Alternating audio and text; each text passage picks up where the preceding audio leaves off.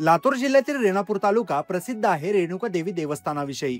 लाखो भाविकांचे हे श्रद्धास्थान आहे। परशुरामाची आई आणि जमदग्नी ऋषींची पत्नी माता रेणुका देवी येथे स्वयंभू रूपात वास्तव करत असल्याने गावाला रेणापूर नाव पडले। रेणुका मातेचा तांदळा मंदिराजवळील बारवे सापडला व तो आताच्या मंदिरात स्थापन करण्यात आला। मातेची मूर्ती शेंदूर चर्चित आहे। ती एका वैशिष्ट्यपूर्ण गाभाऱ्यात आहे, जो गाभारा हिवाळ्यात उबदार तर उन्हाळ्यात थंड भासतो। लातूर जिल्हा त्यांच्या भाषेसाठी आणि निलंगा राईसाठी जितका प्रसिद्ध आहे, तितकाच तो रेणापूरच्या हलत्या दीपमाळेसाठी देखील प्रसिद्ध आहे। मंदिरासमोरील डाव्या बाजूची दीपमाळ टोकापासून हलल्यास ती तळापर्यंत हलते। हे आश्चर्यकारक स्थापत्यशास्त्र पाहण्यासाठी लाखो भाविक येथे गर्दी करतात।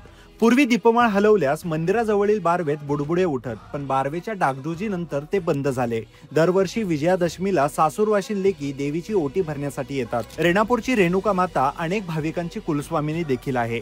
रेणापूरचे मंदिर गूढ स्थापत्याचा एक उत्तम उदाहरण आहे।